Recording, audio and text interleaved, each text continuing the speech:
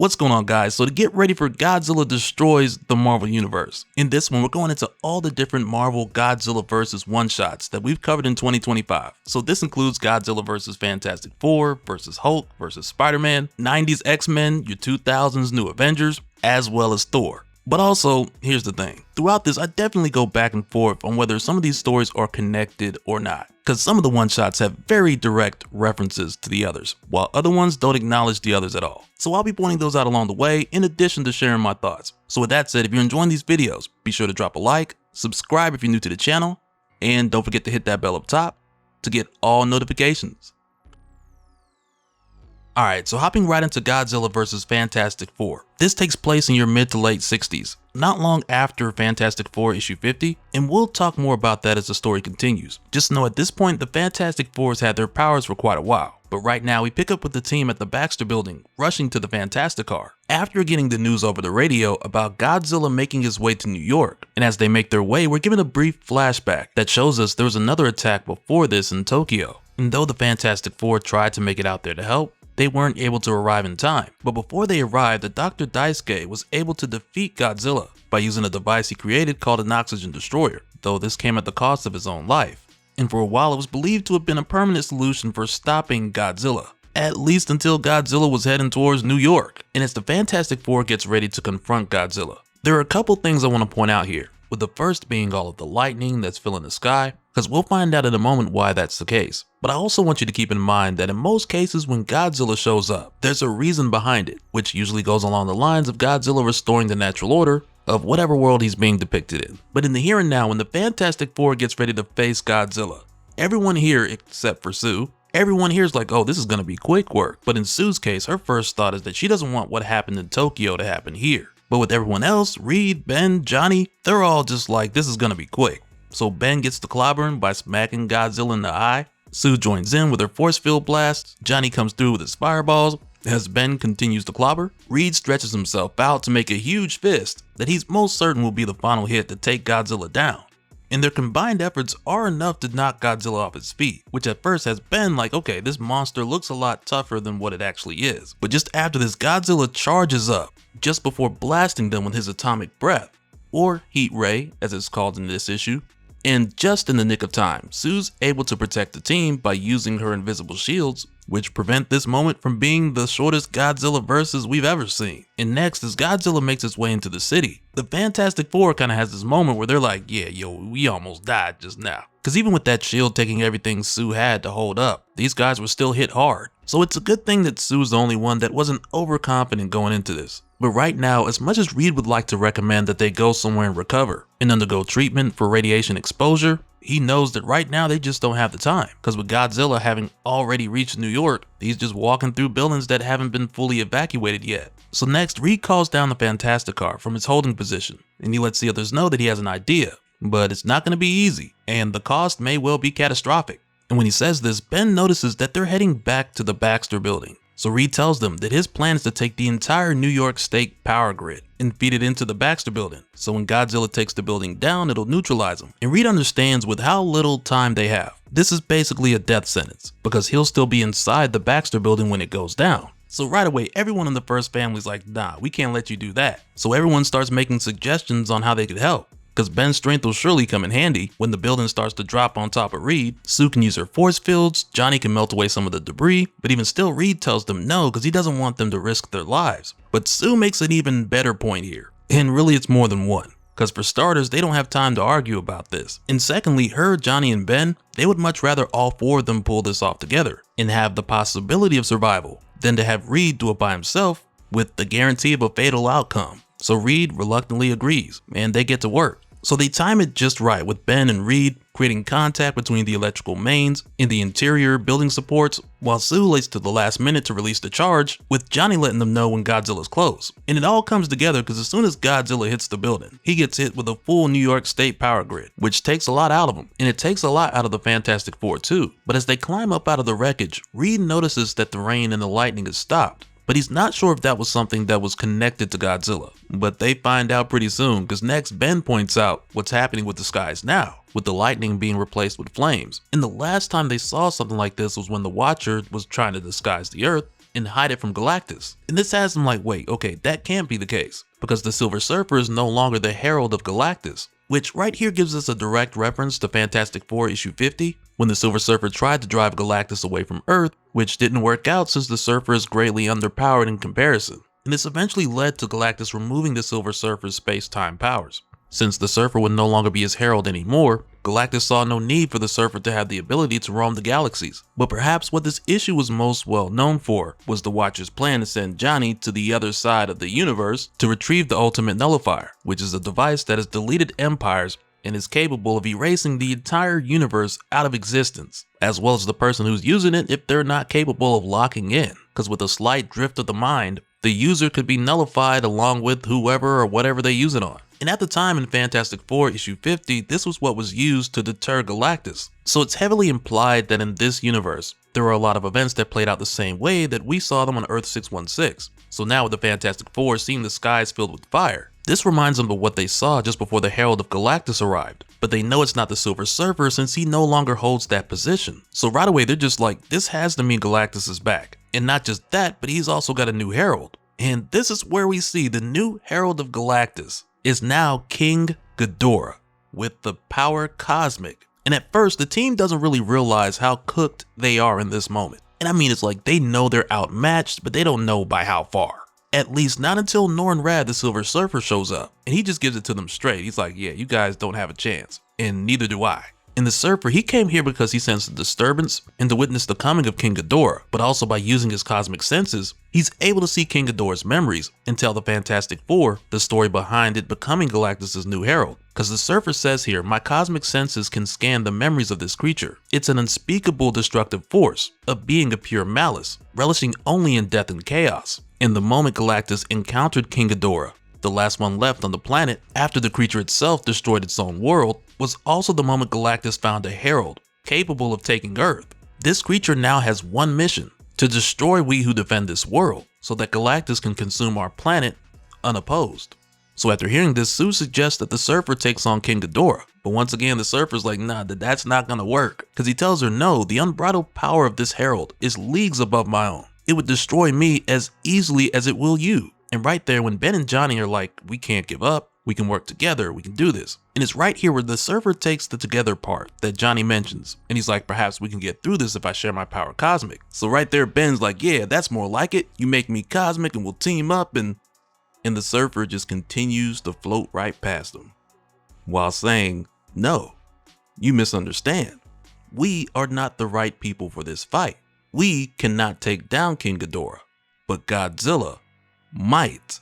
As the Silver Surfer makes his way to Godzilla and gives him all of his power. And even with this being an excruciating task for the Surfer to do, just before he's done, he describes this as an extraordinary act of trust, because with doing this, he has no guarantee that Godzilla will fight on their side, or let alone pull it off. But given the circumstances, Cosmic Godzilla is their best chance. And I gotta say, there's a moment here where amongst the wreckage, where you can see this building that has a sign that says Matt's Kaiju Exterminating Service, which I believe is a bit of a nod to Matt Frank, who's done a ton of Godzilla and other kaiju art over the years, so it's pretty cool to see. But as Cosmic Godzilla faces off with the Herald of Galactus, King Ghidorah, Godzilla leads with his heat ray, only for Ghidorah to just kind of shake it off, just before coming right back with the gravity beams, which Cosmic Godzilla doesn't shake off too well. And when the Fantastic Four sees this, they're just like, oh, Godzilla's losing, so we gotta jump in and help him out. While Norrin Radd's just kinda in the background with his head down. And when the team jumps in to help, Johnny makes sure to tell Godzilla like, hey, we're on your side, big guy.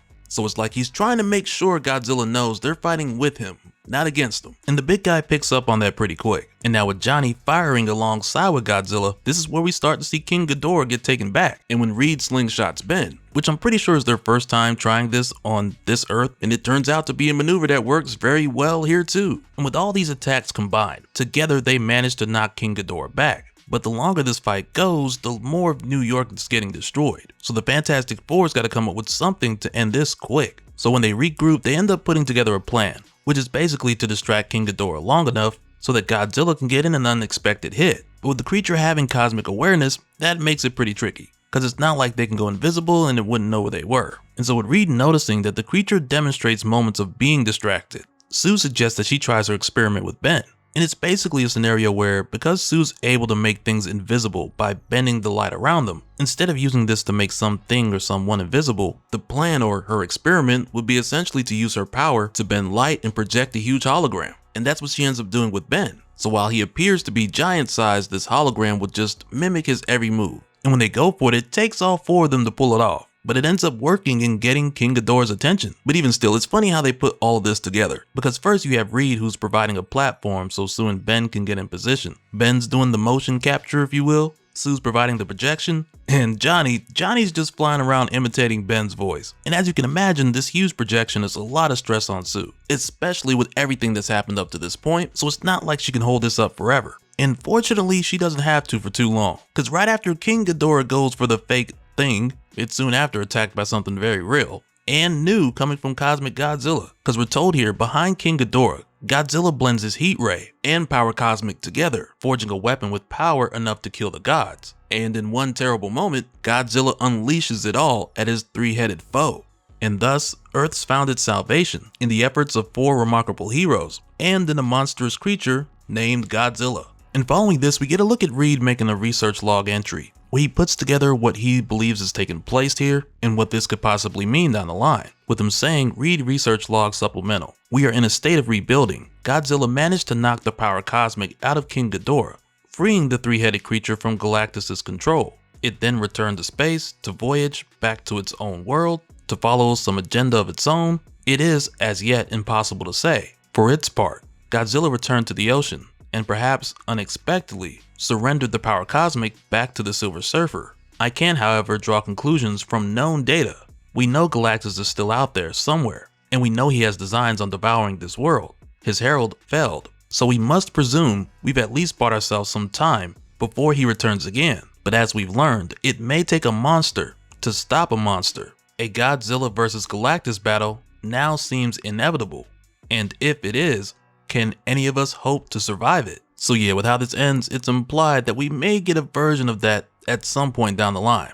Alright, so going into this, we're given quite a bit of world building right off the bat, with it starting out with General Ross at Thunderbolt Ranch, which is basically the base for his anti-kaiju task force, who at this point have already taken down a number of kaiju, monsters, and other creatures alike. And they're not shying away from it because they got Fin Fang Foom's skull hanging up right at the entrance. And at this time, Ross and his Thunderbolts believe that they have already killed the Hulk as well, and we'll talk more about that shortly. But also with this taking place in the 70s, this explains a lot of the references as well as the hair and the clothes on the people we'll see, but it also makes this fall in line as far as the time frame of the original Godzilla Avengers crossover from like 1977 or 79. But this one shot really goes on to tell its own story, because when it starts out, General Ross, who's finishing up a talk with the press, which for the most part is Ross saying that him and his men are getting ready to undertake their most dangerous project ever, capturing and pacifying Godzilla. And some of the press, they're not really sure if that was a euphemism or what. And Ross doesn't go any further, he just tells them no more questions and he gets ready to leave.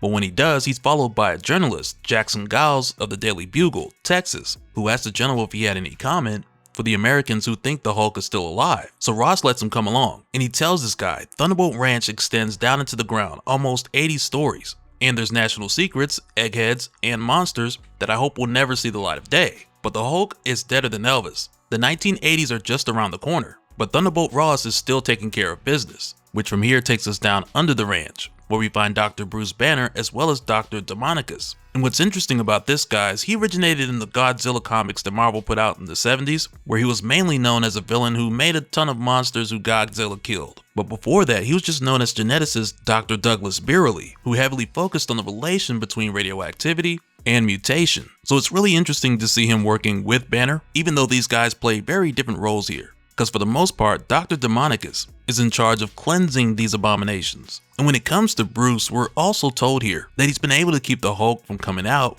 by way of meditation, which is part of the reason why he's been able to convince General Ross and the others that the Hulk is dead, since Bruce hasn't hulked out in the past few years. But while they're down here, Bruce asks Dr. Demonicus if he believes that this containment will hold Godzilla. And that's where Demonicus tells him, my kaiju incinerator will be more than enough for the so-called king of monsters. Just be sure you and Ross do your parts. And we get a preview of this plan when we head back over to General Ross and Jackson Giles, who for a second just brushes over the fact that Ross has also killed Surtur, which right there kind of has me like, did he though?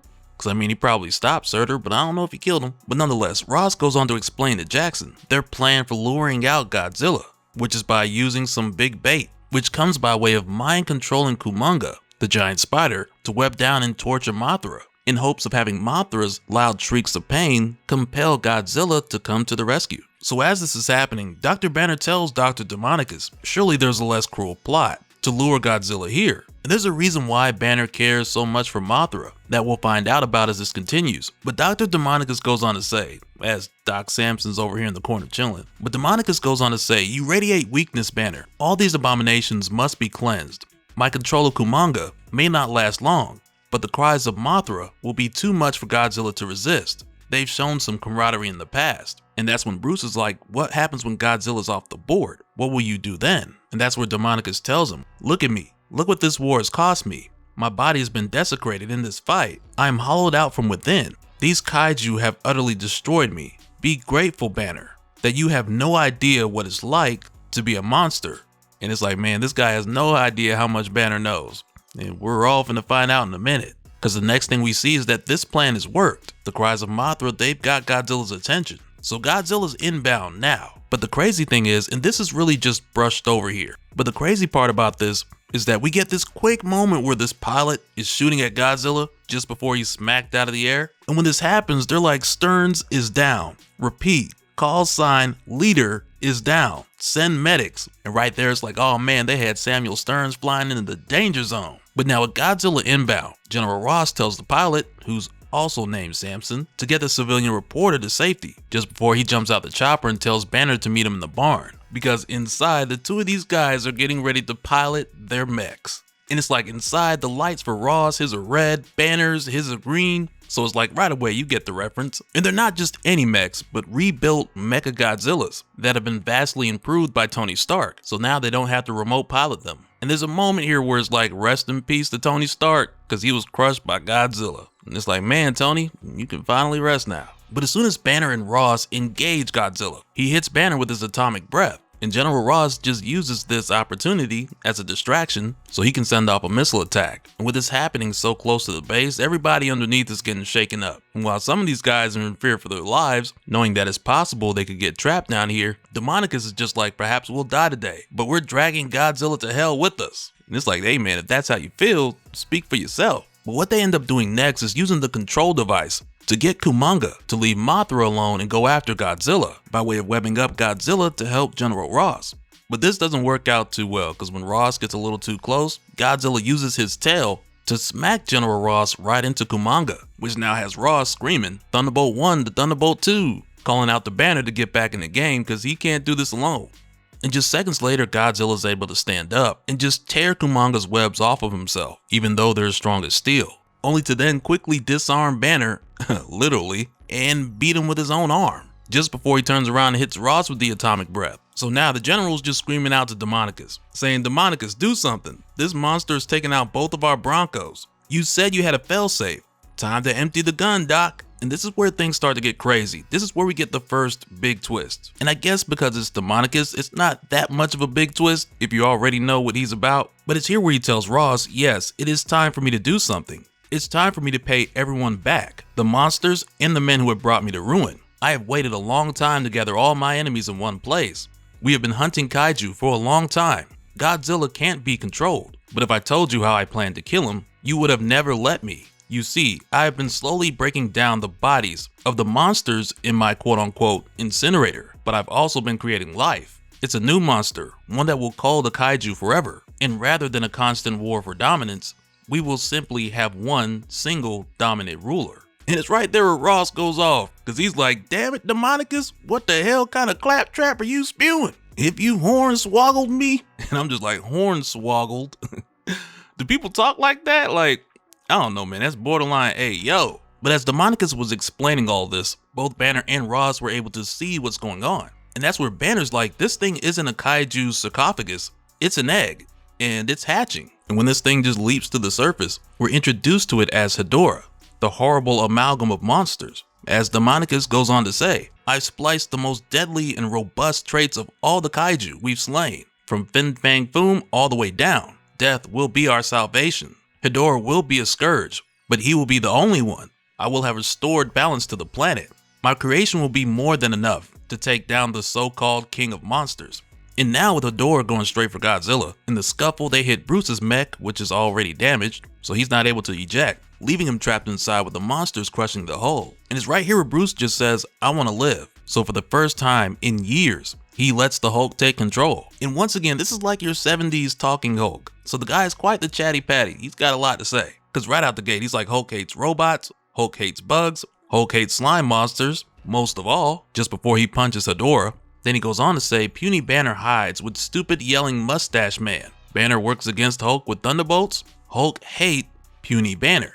And at first it sounds like your run-of-the-mill Savage Hulk angry talk. But as it goes on, we're actually going to learn quite a bit from this guy. But before that, Demonicus, he's just surprised that Banner's the Hulk the whole time because they buried someone when they thought they killed the Hulk. So now he wants to know who. But right now, Hedorah's getting ready to kill Ross because this thing is just melting his mech. Just in the nick of time, Hulk's able to come through and knock back Hedorah and get Ross out of there alive. But while Hulk's doing this, he's laughing at General Ross for trying to use this big machine so he could be strong like Hulk. And at this point, Ross doesn't know what's more humiliating, the Hulk laughing at him or the fact that the Hulk's rescuing him. But then it's here where Ross asks the same question that Demonicus did. Because he looks at the Hulk and he says, if you're still alive, then who's in the grave?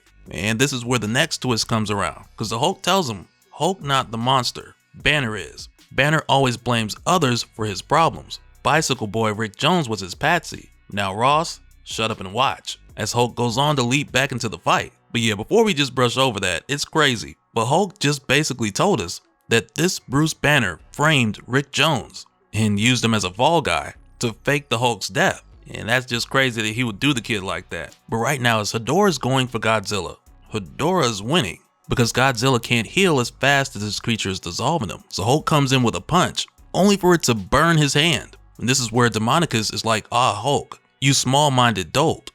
You can't fight Hedorah. He's the perfect creation, a child of my superior intellect, and the DNA of hundreds of monsters slain by the Thunderbolts. Can you hear me through what's left of the Mecha Godzillas? I want you to know that soon, you'll be as dead as Godzilla and the rest. But it's here where Hulk doubles down on what he said about Banner earlier. Because he's like, you all say Hulk is monster. And Hulk's just like, they're all wrong. And that's where Hulk is basically like, maybe you're all wrong about Godzilla too. And with saying this, Hulk basically takes a power line and uses it as a defibrillator to get Godzilla back in the fight. But that's not it. Because when he does it, Hulk's like, I saw Banner tickle a heart with electricity once. Now Dr. Hulk saved Godzilla. And right there, just like, look at the Hulk playing doctor with power lines.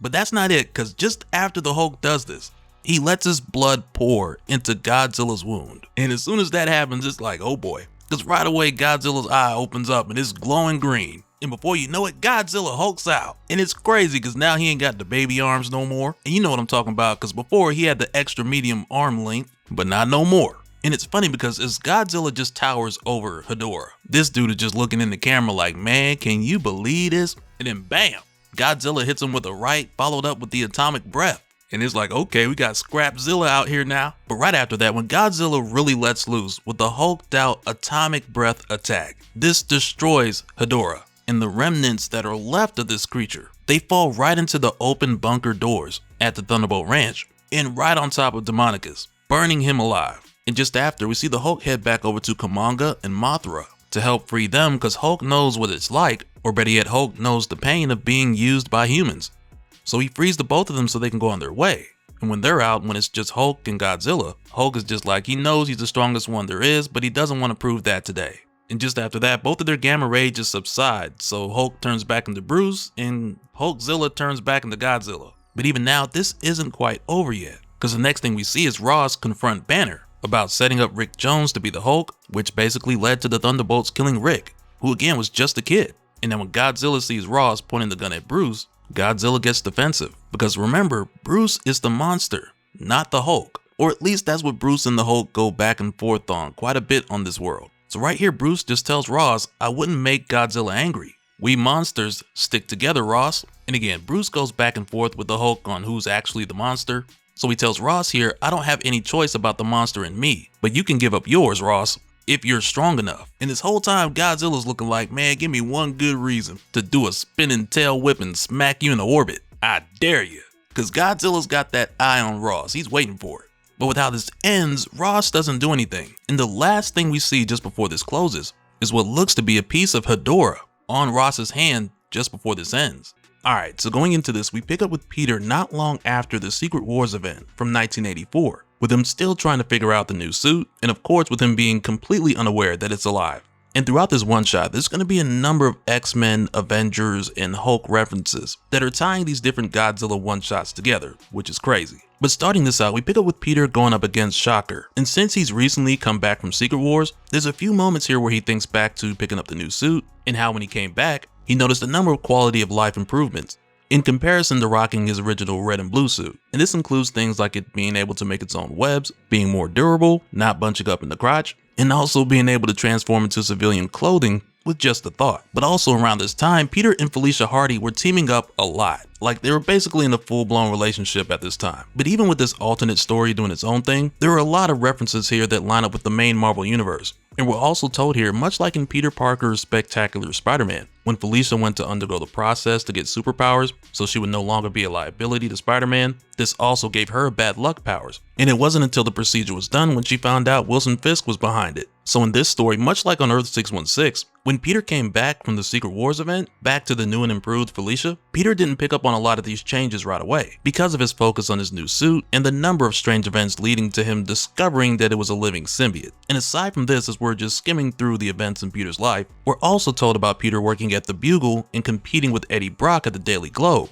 which is something that's going to be significant as this story continues. But in the here and now, while Peter's thinking about how things in life are going pretty good, as he's punching Shocker's face in, the two of these guys stop when they hear that signature roar coming from none other than Godzilla. And Peter knows who Godzilla is. And I mean, as much as most people who live on a world where Godzilla pops out every now and then, but it's here where we're told Godzilla, force of nature, king of the monsters, protector of Earth, and enemy of humankind, with a question mark of course.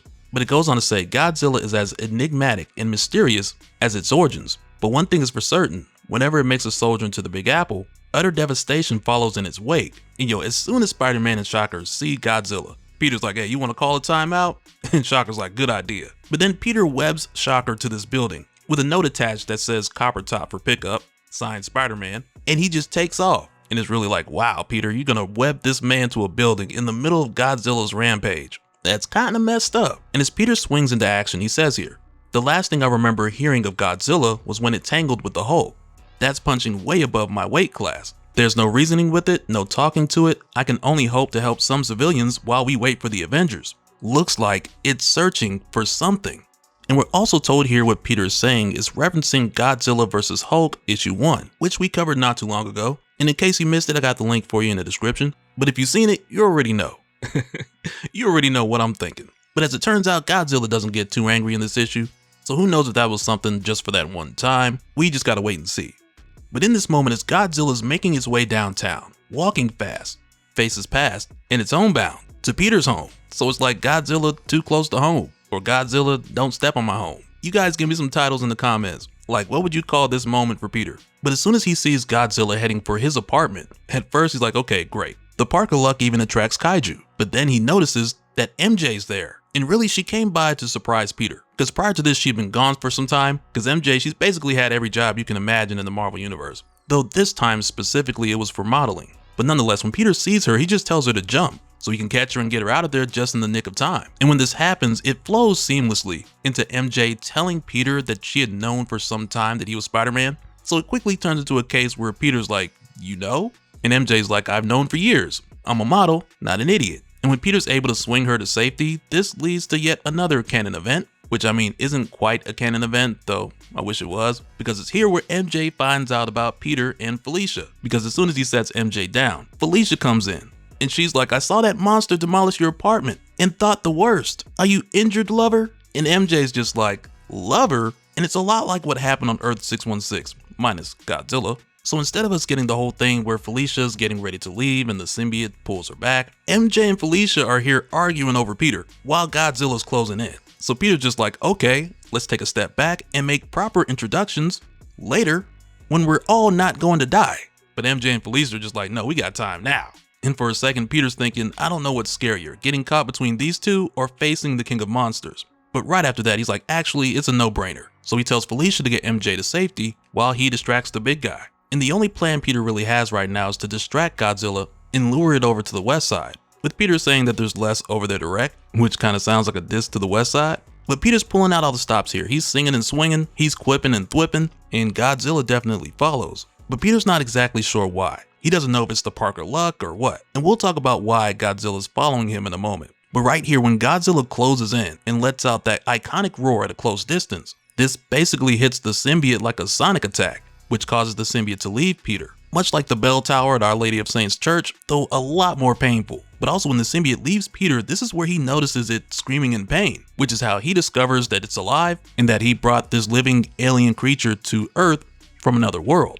And man, as soon as the symbiote leaves Peter, it makes its way for Godzilla. And even now, Peter's still trying to piece together this newly discovered information, because after hearing the suit scream and go for Godzilla, he's like, is it just reacting to my thoughts, since Peter was thinking that he could use some help, or is this something else entirely? But when the suit starts to cover Godzilla completely, this is where Peter's like, all this time I thought the properties of the suit were due to it being of an alien fabric. It never occurred to me that it's a living being. I brought an alien to Earth, and now it's bonded to the strongest creature known to mankind. What have I done? And man, this symbiote Godzilla look is crazy. He's got the Spiderzilla logo on the chest. It's wild. Like, it's Venomzilla. They're not gonna know what hit him.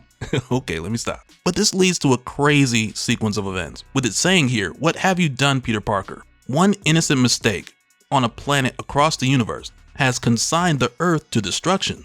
A wordless connection ensues between the King of Monsters and a figure known only as the King in Black, a godlike being tasked by the Celestials to keep the universe in balance. The King in Black chose instead to watch the universe devour itself. In the maw of his symbiote horde, his existence demands pain, disruption, and death, co-opting powerful beings to enforce his will.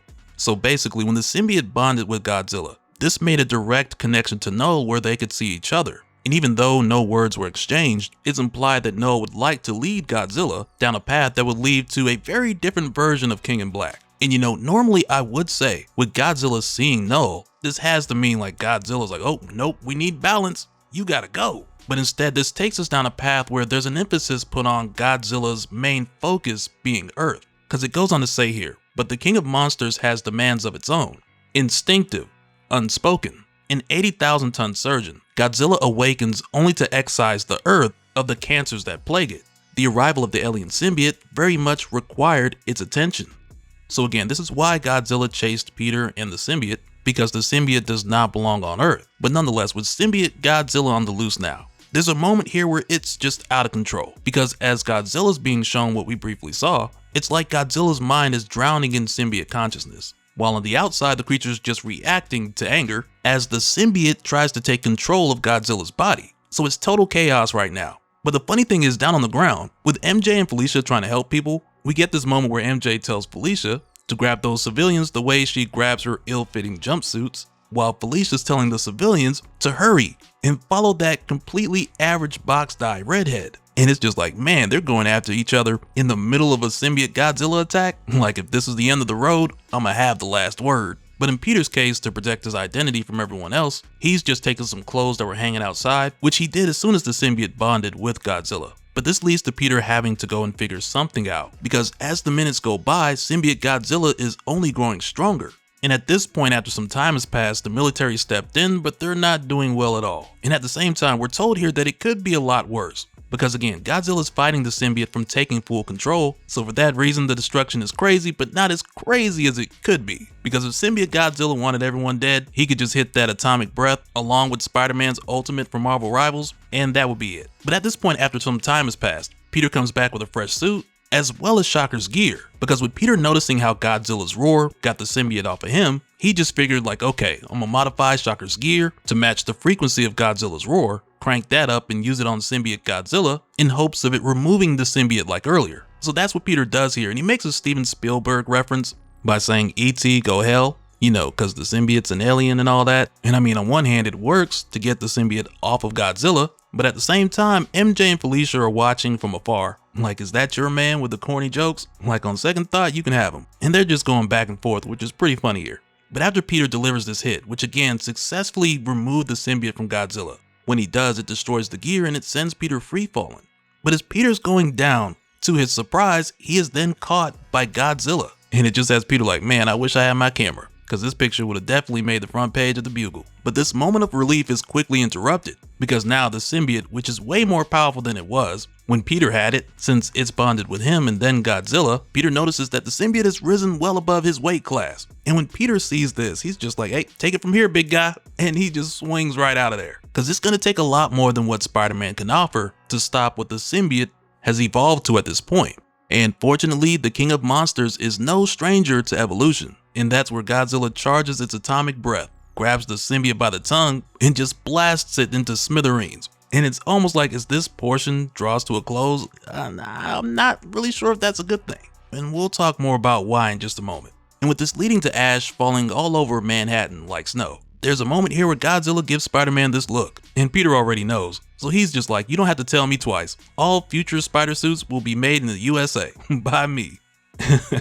And why is it like that's an even crazier statement in 2025? But after all this, Peter, he is just exhausted and aching all over from everything that took place, whether it was hearing Godzilla's roar from a point-blank distance or even the amplified sonic attack. So he's trying to take it easy for a little while. But just days later, in the aftermath of symbiote Godzilla, we find Eddie Brock prying the camera out of the hands of a very unfortunate photographer so he can take the photos and publish them under his own name. But while Eddie's here, a strange black goo comes up from the rubble, because now the symbiote, though it's been weakened from the fight, it still has much of the properties absorbed from both Spider-Man and Godzilla. So with it finding Eddie, who at this point already hates Peter Parker, it bonds to him and they become God Venom.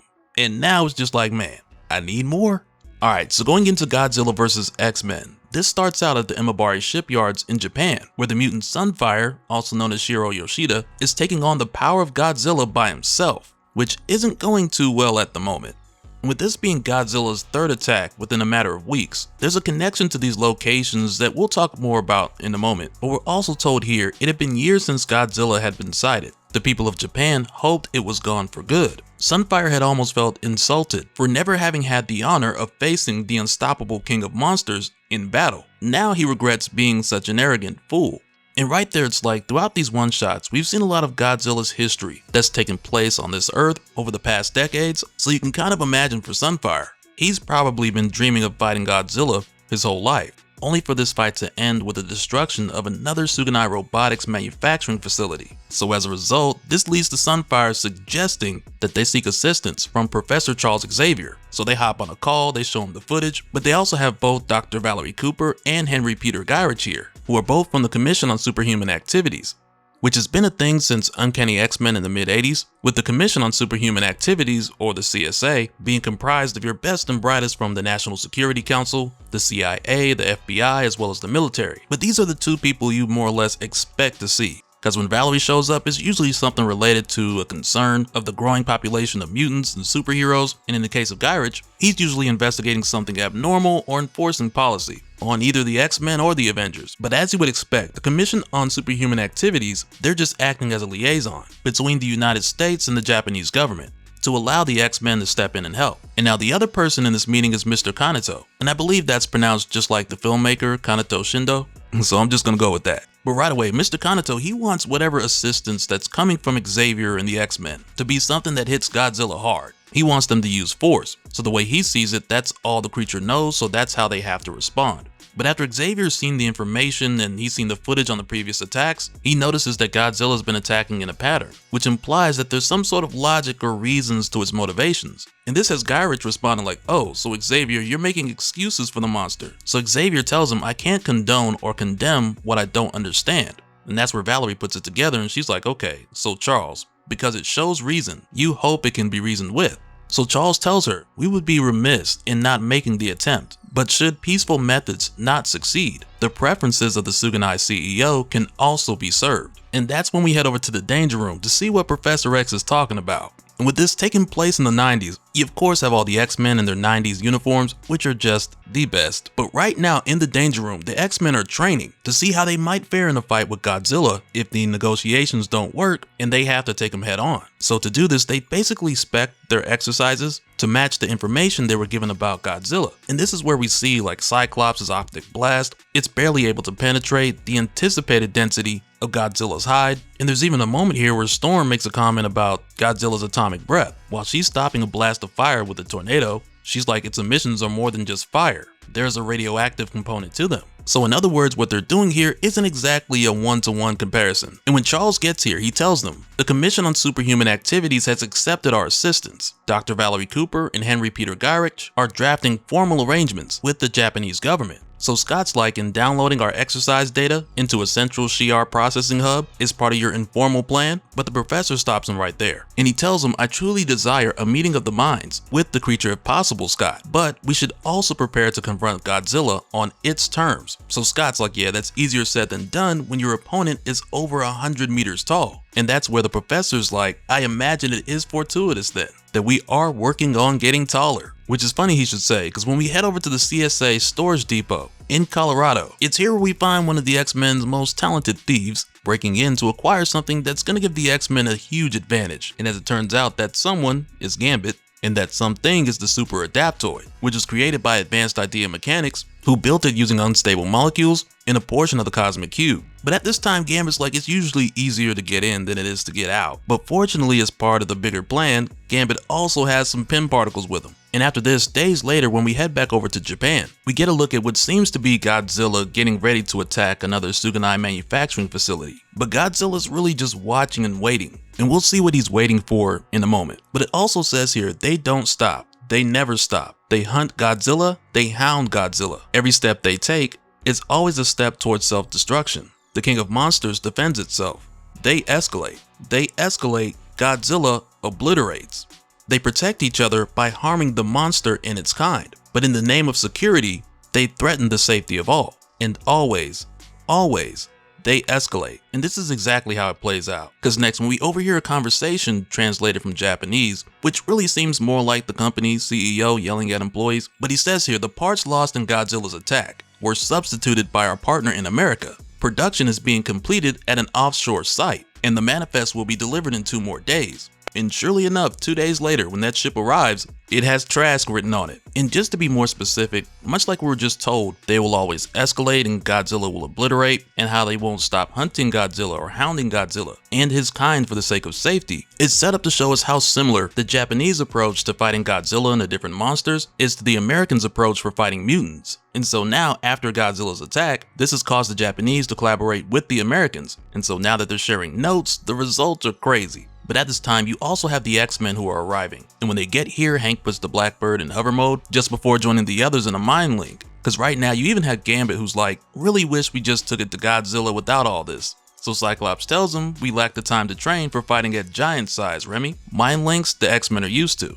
And it's like, okay, Scott, I see what you did there with the giant size reference. But Charles goes on to say here, whatever is on that ship, it is generating great turmoil within Godzilla. I cannot read the creature's mind, but its rage is palpable. Connecting to the Super Adaptoid via mind link through this portable Cerebro unit will be unsettling at first, but to stop Godzilla, we will have to work together as never before. And right after that, when they send in the Super Adaptoid, we're told it breaks the sound barrier on re-entry. A telekinetic shield deflects the heat. As it plummets through the stratosphere, it feels the weather. It reaches out, sensing static electricity in the air, and then they smack Godzilla with a huge bolt of lightning. And to manage all of their powers that have been copied by the Super Adaptoid, which at one point has Beast like, indubitably, this gestalt is cumbersome, which is something that Beast would say and how he would say it. And this just has Wolverine like, and talking like that don't help Hank. So Gambit tells Hank, let's relax on the big words so Logan can keep up. And it's like, yo, who needs enemies when you got a friend like Gambit, bruh?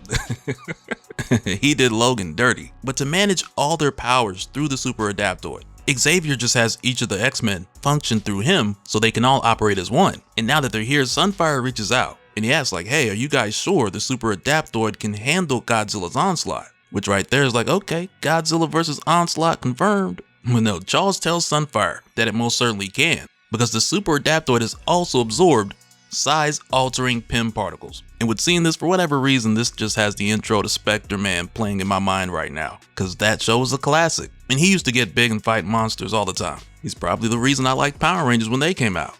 But nonetheless, this quickly leads to an exchange between atomic breath and optic blasts. And we're told here the King of Monsters senses a surge of power from the thing before it, referring to the Super Adaptoid. Godzilla has faced dozens of powerful opponents, but not even the big guy has felt the combined might of the X-Men, hitting all at once.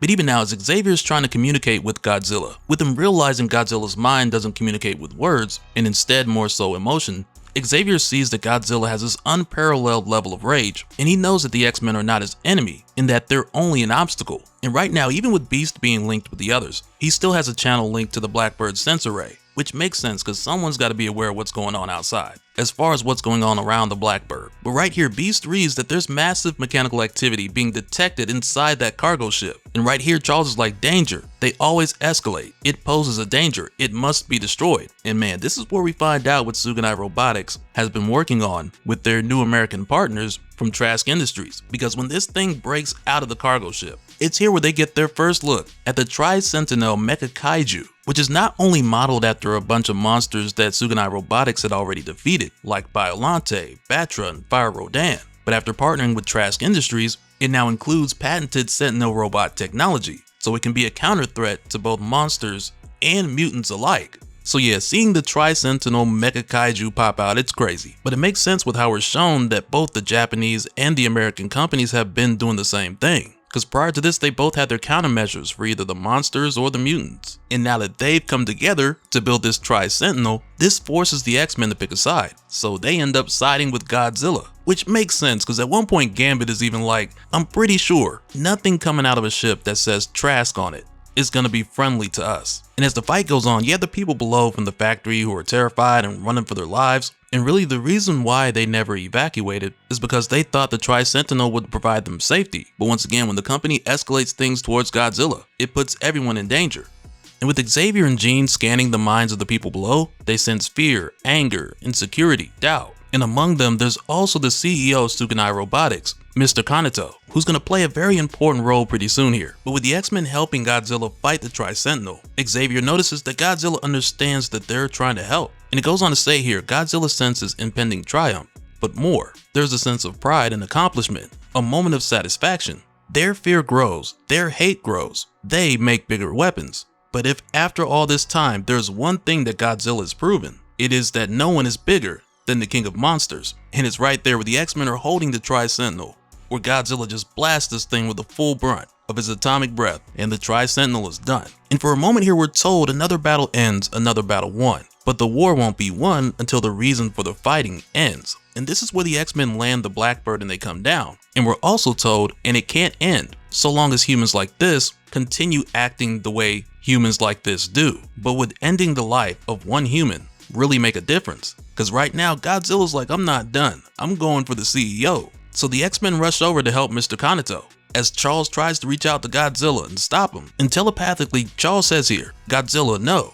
I still can't link to the creature. Its thoughts are not formed by words, but by emotions. I can feel its frustration, its exhaustion. So then in turn, let us see if Godzilla can feel our hope. So right here, Charles goes into the minds of both Godzilla and Mr. Kaneto. And this is where Charles sees a memory from 1955, when Godzilla was fighting Anguirus. And it was during this fight where Kaneto's father was part of the newly established Japanese Defense Force, and he died in the mayhem, which now reveals where Kaneto's hatred for Godzilla and the other kaiju began. So it's here where Charles tells Mr. Kaneto, Godzilla wants you to know it did not kill your father. It was there trying to stop Anguirus. And Charles goes on to say, Godzilla did not deserve your misguided hatred, Kaneto.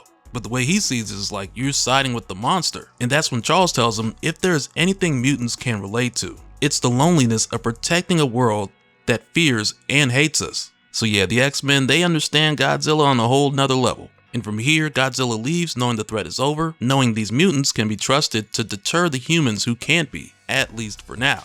So for the time being, with this bringing Godzilla vs. X-Men to a close, when the X-Men leave and head back to the US, and Sunfire goes back to being Japan's protector, Sunfire says one last thing to Mr. Kaneto that almost makes it seem like this isn't the last of him. Because as Sunfire gets ready to leave, he says here, if not a kaiju to despise, Kanata-san, what would it be then? A mutant perhaps? Perhaps sometimes it takes looking no further than the mirror to see who the real monster was all along. And it's right there where Mr. Kanata just looks at his reflection in this puddle that brings us to the end of Godzilla vs. X-Men. But this still has me split between the idea of Mr. Kanata learning a lesson here, or him being like, you know what, I'm coming back bigger and better.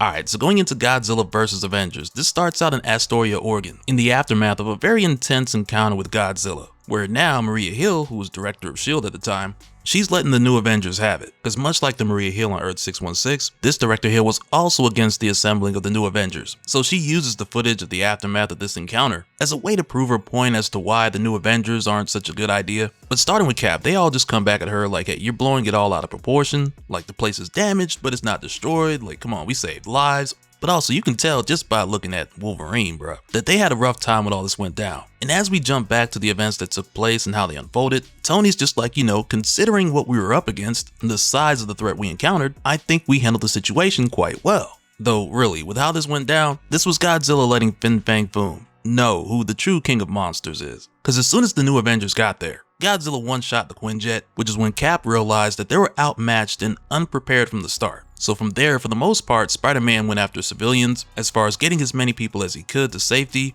while Iron Man went directly for Fin Fang Foom, since he had already faced them before and he figured that matchup just made sense, since he had the experience. But looking back on this, at one point Luke Cage is like, this ain't the kind of experience that I want, as he's nearly stepped on by Godzilla. And Luke even says at one point, just because I have unbreakable skin doesn't mean I don't feel pain, and I don't have unbreakable bones made of adamantium. And right when he says this, Logan's just like, I still feel pain too, bub, as he's just getting scorched by Fin Fang Foom. And in the case of Spider-Woman, Jessica Drew, right now she's like, you know, it would be nice to have either the Hulk or Thor here. But it's like, come on here, there's a reason why they both have their own one-shots in this whole thing. But even with that being the case, there are a couple things that I want to circle back around to when it comes to how all these different decades are being handled. But we'll come back to that. But instead of either of those guys showing up, the Avengers end up getting help from Jet Jaguar.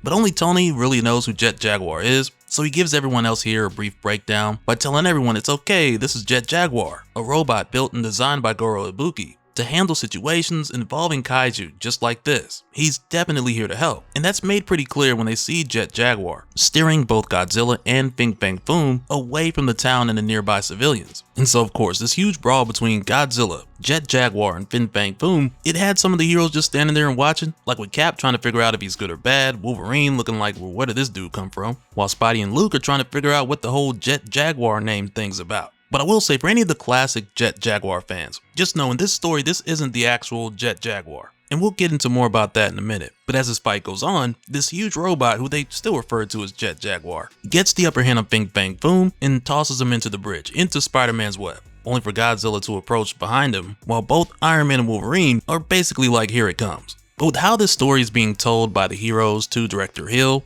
so she can get an understanding of what actually went down, this takes us back into the present moment where the heroes are passing around Jet Jaguar's head, which is how we find out that it wasn't actually Jet Jaguar, with Tony saying that it's a nice knockoff, though it's not actually him. But while Director Hill's waiting to get an explanation, the heroes just go back and forth, like with Spider-Man asking again whether it looks more like a jet or a jaguar, or Spider-Woman not being able to focus because Wolverine smells like burnt hair and skin. So eventually, out of frustration, Director Hill slams the head on the table just before we see the group responsible for this new Jet Jaguar, with it being 3 young individuals who call themselves Kaiju Chasers United. But for Maria Hill, who really doesn't care about that, she just calls these guys the Kaiju Busters. But as it turns out, one of the members of this group is a girl named Bonnie Ibuki, who happens to be the niece of Goro Ibuki, the original Jet Jaguar. So she ends up explaining to Director Hill, as well as the new Avengers, how her and her friends used her uncle's technology and his original design specs to build their own version of Jet Jaguar, so they can help against the kaiju threat like her uncle did once before. And at first, this has Hill like, okay, you expect me to believe 3 kids built a mega mech that can grow up to 150 feet tall without the use of Pym particles, which I mean Cap finds to be impressive. So Bonnie tells them here that she can explain everything, as she goes on to say, we wanted to do more than just sit back and watch helplessly. While monsters like Godzilla wreaked havoc, we decided to build a new model of Jet Jaguar from material we salvaged.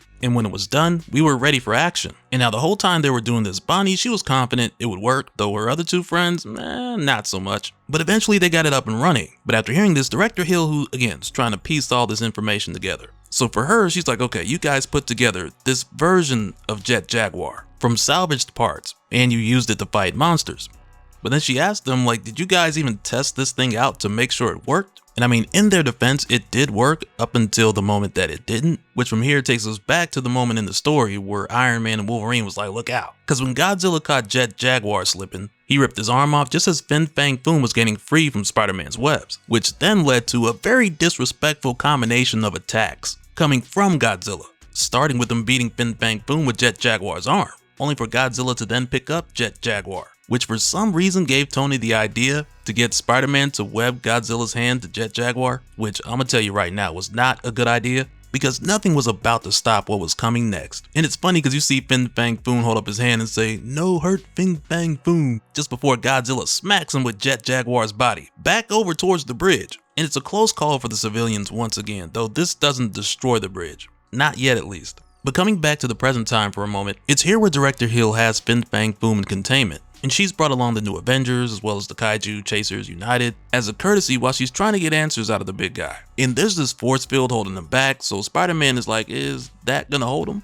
While on the other hand, Spider-Woman's like, it'll hold. Besides, I think his legs are broken. Because once again, this is showing us the aftermath before we go back to what actually happened. But just before Director Hill gets to ask Fin Fang Foom anything, there's a second here where Tony's basically like, is it me or does this dude look like he about to cry? Like, it's really building up that suspense to showing us what actually happened. Because in this interrogation, they eventually get him to talk, and it's kind of hilarious how it even gets to that. But this starts with Tony telling Director Hill to ask him why he attacked Godzilla. So Hill's like, that's what I'm trying to do if everyone would stop talking, only for Bonnie to ask Iron Man, how does he know that Fin Fang Foom is a him? And right there, Hill was like, what? Like, what are we doing? And her friend backs her up. He's like, for all we know, Fin Fang Foom could be a female of the species. And that's where Spider-Man's like, it's a him, because he's wearing shorts and not wearing, you know. And Spider-Woman's like, what, a bra? It's okay to say bra. And Logan's just off to the side like, bra. And this whole time, the faces that Fin Fang Foom is making is like, can you believe these people? So Director Hill asked nicely for this conversation to end, only for Bonnie's other friend, Sebastian, to just come out and say that he's never seen Kaiju wear any kind of clothing. And Luke Cage, man, this is where Luke Cage is like, Man-Thing doesn't wear anything to cover his Man-Thing. Then he's like, wait, is Man-Thing a Kaiju? Which again is Director Hill like, shut up, please, just stop it already. Only for Fin Fang Foom to finally speak and say, it's not fair. So Cap asks him what's not fair, which again has Hill like, you know, I'm supposed to be asking the questions. But Foom answers and he says, Fin Fang Foom is king of monsters. Which from here takes us back even earlier to tell us the story of how this started and how Fin Fang Foom messed up. Because when he saw Godzilla, he approached and he was like, why are you here? And he went on to say, you not king of monsters. Fin Fang Foom is king of monsters. And the whole time Godzilla paying him no mind. So Foom got angry, like I know you ain't just gonna keep walking. So he chases behind Godzilla saying Fin Fang Foom is talking. Do not walk away from Fin Fang, then boom, bop, bap. Godzilla just smacks him 3 times with his tail, which is wild, because it's like the Godzilla version of what Tony Baker was talking about in those Skibbity Pap videos. And when we jump back to the present for a really brief moment, Tony's just like, that's a sad story. And Luke just looks down like, that's pathetic. And when Spider-Man says he just slapped you around with his tail, at first I thought he was going to keep going and be like, oh, and you ain't did nothing? But Hill points out here that this all started over bragging rights, of which Fin Fang Foom is still not letting go of. And even with him still saying here that he's the king of monsters, Hill is just like, okay, keep telling yourself that. In the meantime, can someone tell me what happened to the other king of monsters? The one that isn't locked up behind the force field, which again takes us back to where things were after the new Avengers showed up and Jet Jaguar was destroyed. And the truth is, Godzilla just didn't stop until he was good and ready. Because as much as the Avengers tried to fight him off, it really wasn't doing much of anything. But because at one point Tony was like, oh, let's try to steer him towards the water. When Godzilla eventually decided to leave, Tony was basically like, look at that, my plan worked. And Spider-Man's just like, well, I'm gonna count it as a win. And Tony's like, yeah, thanks to my plan. And as Godzilla leaves, some of these guys are just glad that it's over, while you have others like Wolverine, who's still talking trash, which is probably because his brain is half baked at the moment. But yeah, this pretty much wraps everything, because from here we just see Bonnie and her team meet up with the new Avengers, who at this point are just like, you know, wait till we explain this to Maria Hill, which is where the story started. But also I gotta say, after reading this issue, I'm not so sure that these stories are connected anymore, which is what I was referring to earlier, because some of these one-shots make references to the others, like the Godzilla vs. Spider-Man issue that made a direct reference to the 70s Godzilla vs. Hulk issue. But back in the Hulk issue, we're also told that Tony Stark was dead. So yeah, I'm not sure if that was the plan at one point and something changed, because each of these issues have different writers, so who knows who was told what. But either way, I've enjoyed the 10-year jumps that each of these stories have been doing, but now with Godzilla vs. Thor coming up, who knows what's gonna go on with that. Alright, so for Godzilla vs. Thor, this starts out in Japan, in what's said to be a forgotten forest in a nameless valley, but it becomes very clear rather quickly that this has taken us to the Hand Citadel, because it starts out with the Archpriestess of the Hand giving this speech where she says in the beginning there were gods, oh so many gods. Then came the beast, to defile all the gods had made, one blessed slaying at a time. Welcome to the Citadel of the Hand. Here we honor the beast by celebrating his greatest gift to man, nothing less than the highest form of human expression, murder. Murder in all its many exquisite forms. None have celebrated this gift more than the ninja of the Hand. Yet our clan remains incomplete, headless. As Archpriestess, I have searched for many years to find our Dark Lord's promised Messiah, the one true fist of the beast. I recently believed I'd found our fist, in the form of the world's most accomplished mass murderer, but in the end Frank Castle proved himself a great disappointment, and I realized how wrong I had been. And really quick, even though this story is very much doing its own thing, at the same time it's pulling a lot from the 2022 Punisher series, when we learned that the Archpriestess had chosen Frank Castle to be their next fist. And at the time there was this whole retcon of how she had approached him when he was much younger, only for the young Frank to just say no, more or less. But years later, after Frank had grown up and became the Punisher, she sent a ton of hand agents after him, only for Frank to kill all of them, in what this Archpriestess had claimed at the time to be a test. Though I had my suspicions of it being a blood sacrifice, but you know, that's neither here or there. But when this happened, she was able to win Frank over by bringing back his dead wife, which worked for a while, but eventually Frank betrayed the Archpriestess, tried to leave with his wife, only to find out that his wife would die again if he didn't stay. So I imagine in this story a very similar version of this went down at some point, at least to some extent, which is why she's now taking a whole new approach. Because in this story, which again is its own thing, the Archpriestess has brought in the world's greatest convicted killers to bring the Fist of the Beast to life. And at first these guys are like, oh, so you just want us to kill somebody? Only for the priestess to tell them, you misunderstand. None of you pathetic creatures are worthy of being the Beast's fist. You are barely but molehills next to his glorious gore-spewing volcano. I do not need you killers to kill. I only need you to die. And that's where the hand ninjas just stand up and slaughter these guys. And with the priestess making her way to this room below where all the blood is spilling through to, it says here, she was a fool not to see it before, the Archpriestess told herself. For years she had sought the greatest killer alive, one whose very footsteps wrought destruction, one whose very breath bestowed a blessed massacre upon the world, a world left trembling at its feet. There is only one such monstrosity that has ever walked the earth, a monster fueled by the restless souls of those lost in war, and now resurrected with the freshly spilled blood of murdered murderers. The Archpriestess intoned through her grin, rise, O Fist of the Beast, by thy unquenchable rage be reborn.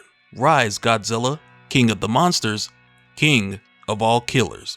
As all the blood comes dripping down onto the huge heart of Godzilla. And I believe the Godzilla we're going with in this story is pulling from the 2001 film Godzilla, Mothra, and King Ghidorah, Giant Monsters All-Out Attack, directed by Shusuke Kaneko. And not just with how Godzilla's brought back, but there's a couple other references throughout here too. And again, I'm not sure if this is intentional, but there's a lot of stuff lining up. Because in this story we come to find out that the world had thought Godzilla had been dead after a rampage that took place in Yokohama 20 years ago that ended with Godzilla's body being obliterated and its heart dropping to the sea floor. So at some point the hand retrieved it and brought it back here, but this entire time Godzilla's heart had never stopped beating. And so after this, we jump forward 2 days where now Godzilla's just tearing up Tokyo. And at this point, the Archpriestess, she couldn't be happier, because now she believes she's found her true fist, with her thinking Godzilla's the killer that she should have chosen all along. And I'm sure a lot of this is going to rub a lot of the die-hard Godzilla fans the wrong way, because there's a lot of familiar things from multiple stories getting mixed together here. And really what we've seen so far is just the tip of the iceberg. But it's right here as Godzilla's just wrecking the place, where the Archpriestess is like, have you ever seen anything so beautiful? Such a blessed morning. Today begins the great red age of the beast, and no force can dare stand against the fist of the... But just before she gets to finish, we're told here there was no warning, no rumbles or flashes, not so much as a raindrop. 1 second the sky was perfectly clear, the next, the clouds screamed thunder, a hammer fell like lightning, and suddenly there descended a hurricane of godly wrath, with Thor showing up smacking a tooth out of Godzilla's mouth. And we're told here from the distant halls of Asgard, The mighty Thor heard the prayers of the dying and desperate, which right there had me like, man, these people in Tokyo, they crying out to Thor. Which, I mean, on one hand, we've seen Thor answer prayers, and Jason Aaron's definitely made that reference before. But also, for whatever reason, this reminds me of Punisher 2099, who was a member of the Church of Thor or something like that. So yeah, I guess I just wasn't expecting Thor to be on the top of the god list in Tokyo. But hey, he's the one that showed up. But it goes on to say here, the All-Father of the Realm Eternal knew a dragon when he saw one, a dragon with eyes as lifeless and cold as its breath was searing hot. The god of thunder did not waste his time trying to reason with such a creature. After all, Thor was not the god of reason. So to set the stage a bit more, that in itself just lets us know that in the here and now in this setting, Godzilla is all rage and no reason. Which makes sense for what's going on here, because in most cases Godzilla would show more intelligence or move around with some sort of intention. And sure, whenever Godzilla moves around, there's gonna be casualties. But in this case, just to be clear, there's no logic on Godzilla's end, just mindless destruction. And so in order to get Godzilla away from the civilians, Thor summons the storms of Midgard to lift Godzilla into the skies above Tokyo. And I gotta tell you, in my opinion, this makes things a bit scarier. Because there's a moment here where Thor's like, this mindless lizard fancies itself a god, then let it walk where only the gods dare tread.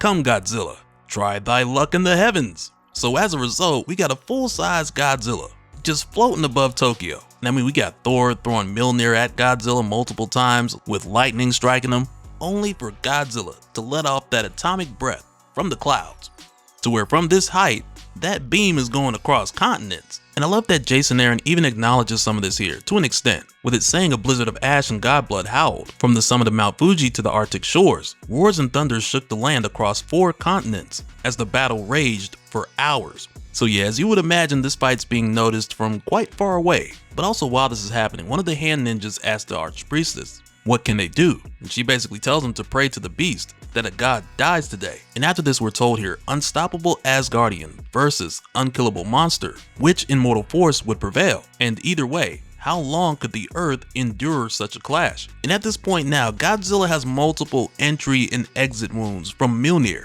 just lighting him up from all sorts of angles, only for Godzilla to keep fighting. And so again, the Archpriestess, she's loving every moment of this, and she says here, yes, Godzilla is even stronger than before, stronger than when it slew Mothra and King Ghidorah, the last of the Guardian monsters. Which right there, with her referring to the Guardian monsters, I kind of feel like that's yet another GMK reference, where on one end you might have a prophet bringing forth the Guardian monsters, and on the other you have the Archpriestess, who's now chosen Godzilla. But she goes on to say here, truly the power of the beast gushes through its veins. And after that, she tells the other hand ninjas to keep praying. But also with Thor noticing that Godzilla isn't stopping anytime soon. Next, he opens a portal to Jotunheim, and he freezes Godzilla, which from here has us jumping forward weeks later, where we find Godzilla's frozen body under heavy security. And at this time, a lot of people are going back and forth on what should be done with Godzilla, because you have the scientific community saying the creature should be studied, protesters calling for immediate execution, and even Thor's offered to just throw Godzilla into the sun. But then it's around this time when the Archpriestess shows up, with a handful of hand ninjas, no pun intended, who take out the security. But then it's here she starts to pray to Godzilla, where she starts to say things like how it was blasphemy what Thor did, and how dare he stand in the way of the rightful avatar of this world's true master. But throughout this, she goes on to say that she had done some research on Thor, because he already has a track record of defeating many powerful foes over the course of eons, like Mangog, Tornos, Thanos, and many others. But among all the enemies that Thor had faced, there was one who struck the heart of the Thunderer like no other, a slayer of deities, whose killing spree stretched for millennia, who wielded a powerful weapon long thought shattered and lost. And she says here, my ninjas have just returned from the vaults of the Collector, where the rarest cosmic antiquities are hidden away. There, they retrieved the last known sliver of all black, the Necro Sword, the Blade of Gore, the God Butcher, which is crazy. And I ain't gonna front, if I was one of these hand ninjas, I'd have been like, man, you sure you want to take this back to that old lady? Because this combination is insane. And it's not long before Thor comes face to face with the results, because not too long after, when he calls for Sif, she doesn't answer. And when he finds her, she's barely holding on for life, with her final words being, Thor, he came without warning, could not be stopped. All Father, avenge us.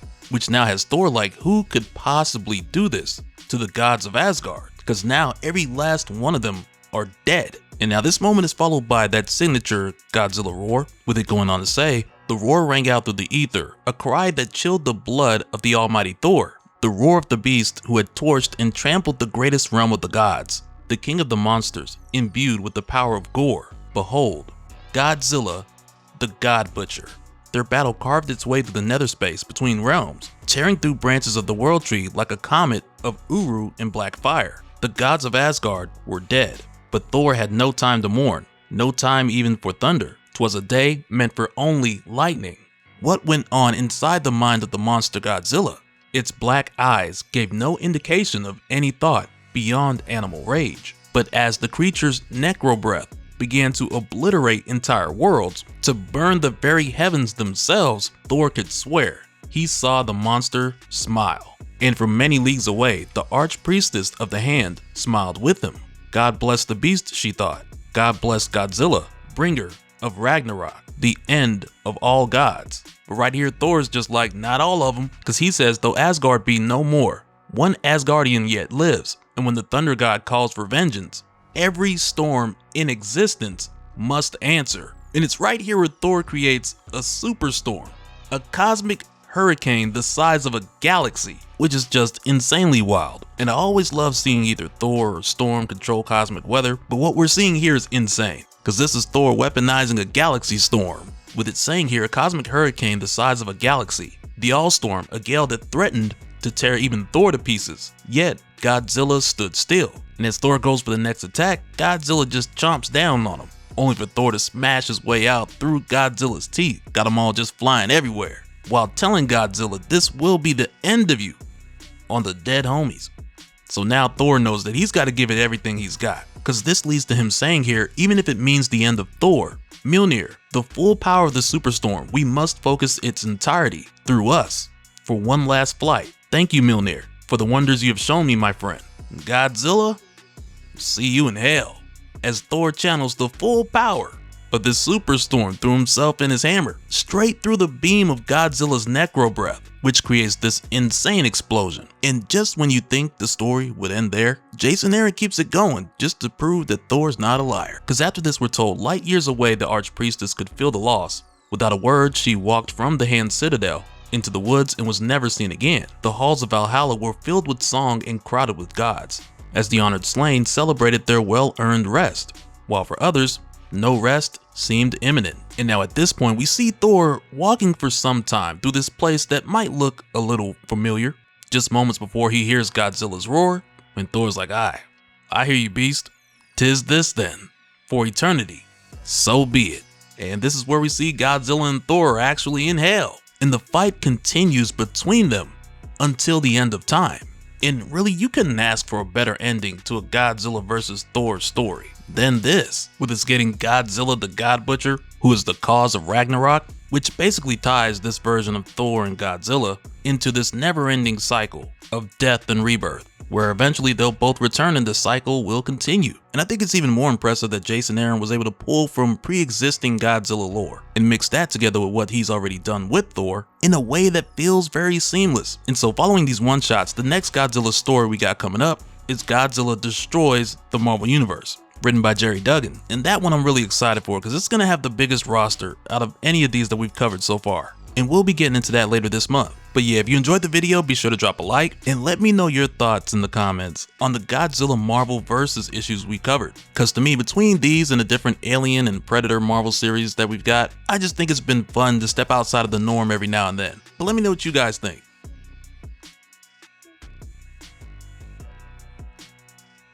And so now real quick, I want to give a special shout out to all the patrons. Thank you guys for all of your support. And for anyone who's new here, who wants more information on how to support the channel, I got a link below where you can go to patreon.com/dopespill. But that'll do it for this one, guys. Let me know your thoughts down in the comments below, and we'll do it again on the next one. Alright, later.